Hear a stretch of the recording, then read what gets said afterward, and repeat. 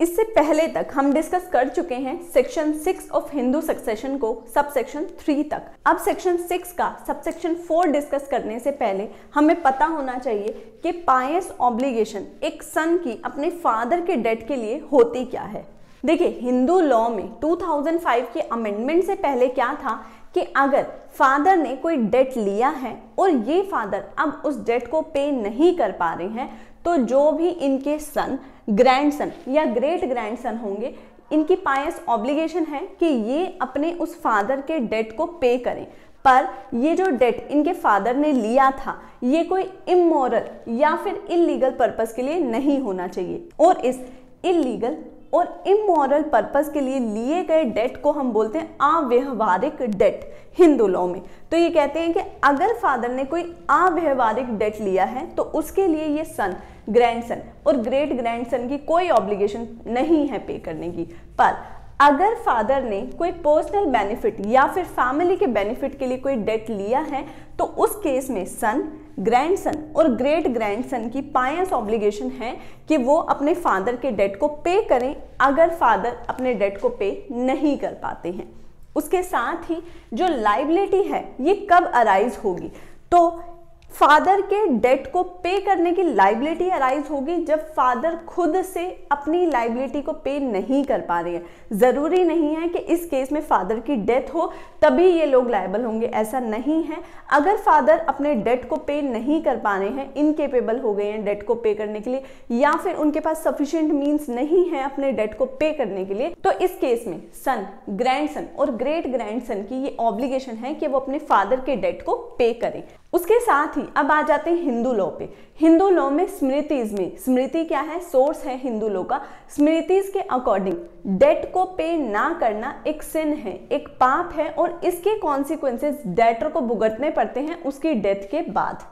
उसके साथ ही हिंदू लॉ में ये मान्यता है कि अगर किसी पर्सन ने डेट लिया है और वो उसको रीपे नहीं करता है तो डेट को रीपे ना करने का ये मतलब है कि वो पर्सन अगले जन्म में उस क्रेडिटर के घर में as a slave, as a women जन्म लेगा। अब as a women, as a slave जन्म लेने से क्या ये मतलब कहना चाह रहे हैं, क्योंकि जिस टाइम पे ये एक्ट एनेक्ट किया गया था उस टाइम पे वुमेन्स इतनी एम्पावर्ड नहीं थी, उनके ऊपर बहुत सी ऐसी रिस्ट्रिक्शंस थी। तो ये माना जाता था कि अगर तुमने आज अपने डेट को पे नहीं किया तो अगले जन्म में या तो तुम स्लेव बनोगे उस क्रेडिटर के घर में या फिर वुमेन बनोगे। तो इसी तरह की ये मान्यता है कि अगर एक फादर इस तरह के डेट को पे नहीं कर पाते हैं तो फिर ऑब्लिगेशन आती है सन, ग्रैंडसन और ग्रेट ग्रैंडसन पे, ताकि वो अपने फादर के डेट को पे करके उन्हें इन कॉन्सिक्वेंसेस से बचा लें। उसके बाद अब तक हमें क्या समझ में आ गया कि पायस ऑब्लिगेशन थी सन की अपने फादर के डेट को पे करने की 2005 से पहले, यानी 2005 की जो अमेंडमेंट आई थी जो कि एनफोर्स में आई थी 9 सितंबर 2005 से, तो उससे पहले था डॉक्ट्रिन ऑफ पायस ऑब्लिगेशन, जिसमें कि जो भी फादर के डेट हैं उनको पे करने की जो ऑब्लिगेशन है वो सन, ग्रैंडसन और ग्रेट ग्रैंडसन के ऊपर थी। पर सब्जेक्ट टू ये डेट जो इनके फादर ने लिया है ये अव्यवहारिक डेट नहीं होना चाहिए, यानी कि ये इमोरल और इलीगल पर्पस का डेट नहीं होना चाहिए। अब क्या चीज इमोरल या इलीगल पर्पस होगी? फॉर एग्जाम्पल, फादर ने जो डेट लिया था वो लस्ट के लिए लिया था, लिकर के लिए लिया था, या फिर गैम्बलिंग के लिए लिया था, या फिर कोई टैक्स था जो कि पे करना चाहिए था पर इन्होंने जानबूझ के वो टैक्स पे नहीं किया, तो इस प्रकार के डेट को बोला गया है अव्यवहारिक डेट। अगर इस तरह का डेट है तो फिर सन्स की कोई पायस ऑब्लिगेशन नहीं है कि वो अपने फादर के डेट को पे करें। पर अगर कोई लीगल डेट है, कोई मोरल डेट है, तो फिर सन की ऑब्लिगेशन थी कि वो फादर के डेट को पे करेंगे। उसके साथ ही अगर डेट पर्सनल बेनिफिट या फिर फैमिली के पर्पस के लिए लिया गया है तो इस केस में सन, ग्रैंडसन, ग्रेट ग्रैंडसन लायबल होंगे उसको पे करने के लिए। और ये लायबिलिटी कब अराइज होती है? इसके लिए जरूरी नहीं है कि फादर की डेथ हो। जब भी फादर इनकेपेबल हो जाएंगे कि वो पे नहीं कर पा रहे हैं, उनके पास सफिशिएंट मींस नहीं है, सफिशिएंट प्रॉपर्टी नहीं है, तभी ये लायबिलिटी अराइज हो जाएगी इस सन की उस डेट को पे करने के लिए। उसके बाद डिस्कस करते हैं कि अगर फादर ने कोई डेट लिया हुआ है, इस केस में सन जो उसका को पार्सनरी प्रॉपर्टी में इंटरेस्ट है सिर्फ उतने अमाउंट के लिए लायबल है, उसके पास पायस ऑब्लिगेशन उतने अमाउंट के लिए है जितने अमाउंट के लिए या जितने शेयर के लिए वो को पार्सनरी प्रॉपर्टी में इंटरेस्टेड है। उस शेयर से ज्यादा के लिए सन, ग्रैंडसन या ग्रेट ग्रैंडसन लायबल नहीं होंगे। अब डिस्कस कर लेते हैं क्या कि अगर डेट पार्टीशन से पहले लिया गया है और पार्टीशन के बाद लिया गया है, तो इस केस में क्या सिचुएशंस होंगी। देखिए, अगर डेट पार्टीशन से पहले लिया गया है, पार्टीशन नहीं हुआ है अभी जॉइंट फैमिली प्रॉपर्टी में, तो जो भी डेट लिया गया है, कर्ता ने जो भी डेट लिया है, उसके लिए उसके सन, ग्रैंडसन और ग्रेट ग्रैंडसन लायबल होंगे, उनके ऊपर ऑब्लिगेशन है कि वो इस डेट को पे करे। पर अगर जॉइंट हिंदू फैमिली में पार्टीशन हो चुका है, हर एक पर्टिकुलर पर्सन को उसका उतना शेयर मिल चुका है, हर एक को पार्टनर को उसका शेयर मिल चुका है, तो मतलब पार्टीशन के बाद अगर फादर ने कोई लोन अमाउंट लिया है, कोई डेट लिया है, तो उसके लिए ये सन, ग्रैंडसन या ग्रेट ग्रैंडसन लायबल नहीं होंगे। अब उसके साथ ही यहाँ आया 2005 का एक्ट। 2005 के एक्ट से ये आया कि कोई भी पर्सन, कोई भी क्रेडिटर जिसने पैसा दिया था और अब पैसा वापस नहीं मिल रहा है, तो वो सन, ग्रैंडसन और ग्रेट ग्रैंडसन के ऊपर सूट फाइल नहीं कर सकता। पर साथ ही ये प्रोवाइजो में इस बात को क्लियर करते हैं कि अगर ये डेट 2005 से पहले लिया गया था तो क्रेडिटर इस तरह का सूट फाइल कर सकता है। अब इसे समझते हैं हम एक एग्जाम्पल से। एग्जाम्पल क्या है कि मान लीजिए ईयर 2000 में फादर ने डेट लिया 10,000 का। जब डेट लिया गया तो फादर के 2 बच्चे थे, एस और S1। जो S2 है ये बोर्न होता है 2001 में, यानी डेट ले लिया उसके बाद ये बोर्न हुआ है।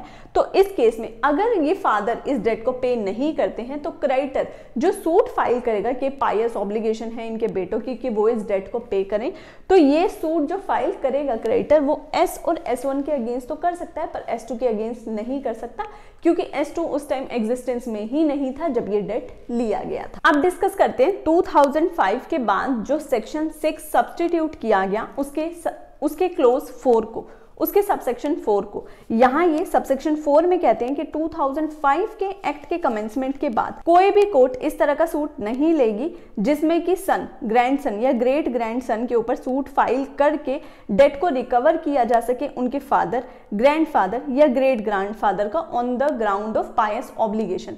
यहाँ पे इन्होंने ये जो बात लिखी है ना, on the ground of pious obligation, ये क्यों लिखा है कि एक क्रेडिटर सन, ग्रैंडसन और ग्रेट ग्रैंडसन के ऊपर सूट फाइल करके पायस ऑब्लिगेशन के बेसिस पे ये पैसा रिकवर नहीं कर सकता, पर क्रेडिटर फ्री है कि अगर कोई प्रोमिसरी नोट है या कोई रिटन कॉन्ट्रैक्ट है, कोई रिटन एग्रीमेंट है, तो उसके बेसिस पे वो सूट फाइल कर सकता है, पर सिर्फ पायस ऑब्लिगेशन के बेसिस पे वो सूट फाइल नहीं कर सकता। तो मेन हमारा पर्पस क्या था इसको समझने का कि 2005 का जो एक्ट आया इससे जो पायस ऑब्लिगेशन है ये एबॉलिश हो गई। पर अगर क्रेडिटर चाहे तो और कोई रिकवरी का सूट तो फाइल कर सकता है, पर पायस ऑब्लिगेशन के बेसिस पे सन, ग्रैंडसन और ग्रेट ग्रैंडसन पे सूट फाइल नहीं कर सकता। उसके बाद ये प्रोवाइजो ऐड करते हैं और प्रोवाइजो में लिखते हैं कि अगर कोई डेट इस एक्ट की कमेंसमेंट से पहले लिया गया है तो उस केस में क्रेडिटर के पास राइट है कि वो सूट फाइल कर सकता है सन, ग्रैंडसन और ग्रेट ग्रैंडसन पे। और अगर इस तरह का सूट फाइल किया जाता है तो कोई भी एलिविएशन करनी है, मतलब इन सन, ग्रैंडसन और ग्रेट ग्रैंडसन से पैसा रिकवर कराने के लिए सेम वही प्रोसीडिंग चलाई जाएंगी जैसे कि ये 2005 का जो एक्ट है ये आया ही नहीं था। उसके साथ एक्सप्लेनेशन ऐड करके ये इस बात को क्लियर करना चाहते हैं कि जब भी डेट लिया गया था उस टाइम पे जो बच्चे एग्जिस्टेंस में थे सिर्फ उनके ऊपर ही सूट फाइल करके क्रेडिटर ये चीज रिकवर कर सकती है, जो उनका बेटा एग्जिस्टेंस में ही नहीं था उस टाइम पे उस पे ये सूट फाइल नहीं किया जा सकता। उसके बाद सेक्शन 6 के सबसेक्शन 5 में ये लिखते हैं कि 20 दिसंबर 2004 से पहले जो भी पार्टीशन हुए हैं वो 2005 के अमेंडमेंट से अफेक्ट नहीं होंगे। उसके बाद हम डिस्कस करते हैं सेक्शन 6 में दी गई एक्सप्लेनेशन में। एक्सप्लेनेशन इंपॉर्टेंट है। यहाँ ये बात करते हैं कि सेक्शन 6 में जहां पे भी वर्ड पार्टीशन आएगा इसका मतलब है कि या तो कोई डीड एग्जीक्यूट हुई हो पार्टीशन की और जो कि ड्यूली रजिस्टर्ड हो as per section 17 of the registration act, या फिर इस पार्टीशन के लिए कोर्ट से डिक्री ऑब्टेन की गई हो। अगर कोई ओरल पार्टीशन हुआ है तो उस पे फिर सेक्शन 6 अप्लाई नहीं होगा। मतलब कि सेक्शन 6 में जहां भी पार्टीशन वर्ड यूज किया गया है कि फैमिली में पार्टीशन हो चुका है, तो जो पार्टी कोर्ट के सामने आकर ये बात असर्ट कर रही है कि फैमिली में पार्टीशन हो चुका है तो उसे ये पार्टीशन या तो एग्जीक्यूशन डीड शो करके प्रूव करना होगा या फिर कोर्ट के डिक्री को कोर्ट के सामने प्रूव करके इस पार्टीशन को प्रूव करना होगा। अगर कोई पर्सन ये कहे कि ओरल पार्टीशन हुआ है तो तो ओरल पार्टीशन को यहाँ पे इंक्लूड नहीं किया गया। अब यहाँ पे हमने सेक्शन 6 को डायरेक्ट से पढ़ लिया। 2005 से पहले सेक्शन 6 क्या था उसे डिस्कस कर लिया, 2005 के बाद सेक्शन 6 क्या है उसे भी डिस्कस कर लिया। 2005 के बाद क्या हुआ कि डॉटर को को पार्टनर बना दिया गया और साथ ही बेयर एक्ट में ये बात भी क्लियरली स्पेसिफाई करी 20 दिसंबर 2004 से पहले जो भी पार्टीशन हुए हैं वो डॉटर के को पार्टनर बन जाने के बाद अफेक्ट नहीं होंगे। तो अब यहाँ पे क्वेश्चन रेज होता है कि अगर कोई पार्टीशन 2004 से पहले हो गया तो क्या उसे डॉटर रीओपन करवा सकती है या फिर नहीं करवा सकती। साथ ही क्वेश्चन ये भी थे कि ये बात जो बोली गई है कि 9 सितंबर 2005 से ये जो अमेंडमेंट है ये इफेक्ट में आती है, तो क्या 9 सितंबर 2005 को जब डॉटर को को पार्टनर बनाया गया है उस टाइम पे वो फादर अलाइव होने चाहिए, ये जरूरी है, या फिर अगर वो फादर अलाइव नहीं है, डेड है, तो क्या तब भी ये डॉटर को पार्टनर होगी। तो अब इन सभी क्वेश्चंस को हम डिस्कस करते हैं इस स्लाइड में। ये है क्या, सबसे पहले तो ये एक जजमेंट था 2016 का, ये था प्रकाश वर्सेस फूलवती 2016 सुप्रीम कोर्ट। इस केस में सुप्रीम कोर्ट ने ये हेल्ड किया कि डॉटर को जो को पार्टनर बनाया जा रहा है तो उस बात के लिए जरूरी है कि 9 सितंबर 2005 को ये फादर जो हैं ये अलाइव होने चाहिए। साथ ही 2018 का केस दनम्मा वर्सेस अमर में ये बात हेल्ड की गई कि फादर का 9 सितंबर 2005 को अलाइव होना जरूरी नहीं है। यहाँ 16 में कहा गया था 9 सितंबर 2005 को अलाइव होने चाहिए फादर, वहीं 2018 वाले केस में कहा गया कि 9 सितंबर 2005 को फादर का अलाइव होना जरूरी नहीं है। अब ये दोनों जो केसेस थे ये 2 जजेस बेंच ने डिसाइड किए थे और दोनों में ही कंफ्लिक्टिंग जजमेंट है, एक जजमेंट कुछ कहता है और दूसरा कुछ कहता है। इसके बाद हमारे को मेन आंसर हमारा मिला 2020 के लैंडमार्क केस थे जो कि था विनीता शर्मा वर्सेस राकेश शर्मा, अगस्त 2020 सुप्रीम कोर्ट। इस केस में ये बात हेल्ड की गई कि 9 सितंबर 2005 को फादर का अलाइव होना जरूरी नहीं है और ये जजमेंट ने ओवर रूल किया प्रकाश वर्सेस फूलवती के केस को, और ये 2 जजेस बेंच थी और ये थी 3 जजेस बेंच। तो इस 3 जजेस बेंच ने इस जजमेंट को ओवर रूल करते हुए ये डिसाइड किया कि 9 सितंबर 2005 को जब डॉटर को को पार्टनर बनाया जा रहा है तो उस डेट पे जरूरी नहीं है कि फादर अलाइव हो। साथ ही इस विनीता शर्मा वर्सेस राकेश शर्मा के केस में कुछ और इश्यूज भी थे, उन्हें भी डिस्कस कर लेते हैं। इशू ये था 20 दिसंबर 2004 से पहले अगर पार्टीशन हुआ है तो क्या डॉटर को इक्वल राइट नहीं मिलेगा। साथ ही दूसरा क्वेश्चन रेज हुआ कि फादर 9 सितंबर 2005 को अलाइव होने चाहिए या नहीं होने चाहिए। तीसरा इशू ये था कि section 6 of Hindu succession act का जो नेचर है वो रेट्रोस्पेक्टिव है या फिर रेट्रोएक्टिव है। तो ये तीनों इशू इस केस में रेज किए गए थे और इसमें क्या क्या डिसाइड किया गया। पहला इशू तो क्या 20 दिसंबर 2004 से पहले अगर पार्टीशन हुआ है तो वो अफेक्ट नहीं होगा। तो हाँ, अगर 20 दिसंबर 2004 से पहले पार्टीशन हो गया है और ये पार्टीशन बाय डीड है जो कि रजिस्टर्ड है या फिर बाय कोर्ट की फाइनल डिक्री से हुआ है तो डॉटर को कोई राइट नहीं मिलेगा, यानी कि तो डॉटर को कोई भी इक्वल शेयर सन के जितना नहीं मिलेगा। उसके बाद क्योंकि 2005 की अमेंडमेंट के बाद डॉटर को को पार्टनर बना दिया गया तो जो डॉटर का बर्थ 2005 से पहले भी हुआ था तो बाय बर्थ वो डॉटर को पार्टनर बन गई है। उसके बाद नेक्स्ट इशू था कि क्या फादर 9 सितंबर 2005 को अलाइव होने चाहिए डॉटर के को पार्टनर बनने के लिए। तो ये डिसाइड किया गया कि नहीं, डॉटर को पार्टनर बनती है बाय बर्थ। अब 9 सितंबर 2005 को फादर का अलाइव होना जरूरी नहीं है। अगर उस दिन फादर अलाइव नहीं भी है तो भी डॉटर को पार्टनर मानी जाएगी 2005 के बाद। अब इसका इफेक्ट क्या हुआ उसे डिस्कस करते हैं। मान लीजिए ये थे फादर, इनके 2 बेटे हैं एस और S1 और एक है डॉटर। अब हुआ क्या, इनके पास जो इनकी प्रॉपर्टी है उस प्रॉपर्टी के अकॉर्डिंग अगर हम मान के चलते हैं कि ये जो फादर हैं इनकी डेथ होती है 2015 में और अभी तक इस प्रॉपर्टी का कोई पार्टीशन नहीं हुआ है। 2005 से डॉटर को पार्टनर बनी है, 2015 में बिल्कुल क्लियर सिचुएशन है कि तीनों को इक्वल शेयर मिलेगा, यानी 1/3 मिल जाएगा ईच। उसके बाद दूसरी सिचुएशन ये है कि इन फादर की जो डेथ है वो 2001 में हो गई है, यानी 2005 से पहले, पर 2020 तक कोई पार्टीशन नहीं हुआ। अब अगर इस प्रॉपर्टी का पार्टीशन होता है तो इन तीनों को इक्वल शेयर मिलेगा, यानी 1/3 ईच। तीसरी सिचुएशन, 2001 में जब इन फादर की डेथ हुई उसी टाइम पर ही पार्टीशन करा लिया गया। जब पार्टीशन करवाया गया वो या तो रजिस्टर्ड डीड से करवाया गया था या फिर फाइनल डिक्री से करवाया गया था, तो फिर डॉटर इसको रीओपन नहीं करा सकती अगर 2005 से पहले पार्टीशन हो चुका है। अब ये साथ ही यहाँ जो हमने थर्ड सिचुएशन क्रिएट करी है इसे भी क्लियर किया गया है इस जजमेंट में, और ये कहा गया है कि मान लीजिए 2001 में जब फादर की डेथ हुई थी उस टाइम पे जो पार्टीशन हुआ था वो ओरल पार्टीशन था, और सेक्शन 6 कहता है कि पार्टीशन या तो डीड से होना चाहिए या फिर फाइनल डिक्री से होना चाहिए।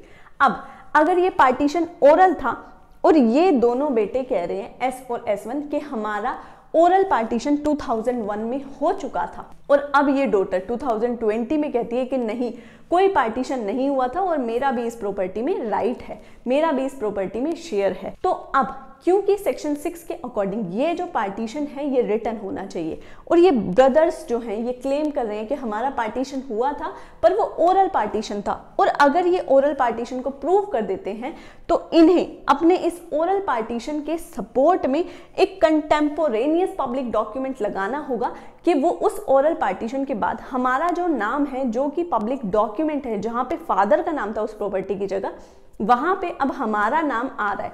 अगर इस बात को ये प्रूव कर देते हैं तो भी डॉटर अपने इस शेयर को क्लेम नहीं कर सकती। उसके बाद नेक्स्ट इशू था कि सेक्शन 6 का जो इफेक्ट है वो रेट्रोस्पेक्टिव है या फिर रेट्रोएक्टिव है। देखिए, रेट्रोस्पेक्टिव का मतलब हुआ पीछे से। अब मान लीजिए अगर सेक्शन 6 रेट्रोस्पेक्टिव होता तो इसका मतलब ये था कि डॉटर 2005 से पहले भी जो पार्टीशन हुए हैं उन्हें रीओपन करवा सकती है। तो इस केस में सुप्रीम कोर्ट ने ये हेल्ड किया कि सेक्शन 6 का जो इफेक्ट है वो रेट्रोएक्टिव है, मतलब कि डॉटर को पार्टनर तो बाय बर्थ ही है। अब चाहे उसका बर्थ 2005 से पहले हुआ हो तो वो को पार्टनर तो है ही, पर वो अपने इस राइट का यूज 2005 की इस अमेंडमेंट के बाद ही कर सकती है। यानी कि सेक्शन 6 का जो इफेक्ट है वो रेट्रोएक्टिव है, ना कि रेट्रोस्पेक्टिव। आई होप सेक्शन 6 और ये जो लैंडमार्क जजमेंट था ये क्लियर हो गया होगा। देखिए, अब इस पूरी स्लाइड में हमने जो भी डिस्कस किया उसे रैप अप करते हैं। सबसे पहला तो ये केस था प्रकाश वर्सेस फूलवती 2016 का। इसमें हेल्ड किया गया कि फादर 9 सितंबर 2005 को अलाइव होने चाहिए अगर डॉटर को कोपार्टनर बनना है तो। साथ ही 2018 का जजमेंट आया, वहां पे बोला गया कि 9 सितंबर 2005 को फादर का अलाइव होना जरूरी नहीं है डॉटर के को पार्टनर बनने के लिए। अब ये जो दोनों जजमेंट थे 2016 का और 2018 का, ये कंफ्लिक्टिंग थे।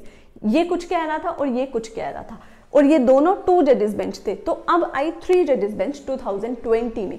इसमें ये बात हेल्ड की गई कि 9 सितंबर 2005 को डॉटर को कोपार्टनर बनने के लिए फादर का अलाइव होना जरूरी नहीं है। साथ ही ये बात भी क्लियर की गई 2005 से डॉटर कोपार्टनर्स बनते हैं, और ये जो डॉटर कोपार्टनर बन रहे हैं ये बाय बर्थ बन रहे हैं। उसके साथ ही जब इन्होंने बाय बर्थ की बात करी तो इस बात को भी क्लियर किया कि सेक्शन 6 जो है वो रेट्रोएक्टिव है, मतलब कि डॉटर को पार्टनर तो बाय बर्थ बन रही है पर वो अपने इस राइट का यूज 2005 की इस अमेंडमेंट के बाद ही कर सकती है। मतलब कि अगर कोई पार्टीशन 20 दिसंबर 2004 से पहले हुआ है तो डॉटर उसे रीओपन नहीं करा सकती, सब्जेक्ट टू ये पार्टीशन डीड की एग्जीक्यूशन से हुआ हो, जो कि रजिस्टर्ड डीड होनी चाहिए, और दूसरा कोर्ट की फाइनल डिक्री से हुआ हो। अगर ओरल पार्टीशन हुआ है तो फिर उस पार्टी को प्रूव करना होगा जो कि कह रहा है ओरल पार्टीशन हुआ है, उस ओरल पार्टीशन के साथ एक कोई कंटेम्पोरेनियस पब्लिक डॉक्यूमेंट को सपोर्ट करके। उसके साथ ही ये जो हमने एग्जांपल लिया इससे ये बात क्लियर होती है कि अगर कोई पार्टीशन 20 दिसंबर 2004 के बाद हुआ है तो उसमें डॉटर को शेयर मिलेगा क्योंकि डॉटर को पार्टनर है। पर अगर कोई पार्टीशन 20 दिसंबर 2004 से पहले हो गया है तो डॉटर उसे रीओपन नहीं करा सकती, सब्जेक्ट टू वो रिटर्न और डीड की एग्जीक्यूशन से हुआ हो। आई होप अब ये सेक्शन 6 और ये जजमेंट क्लियर हो गए होंगे।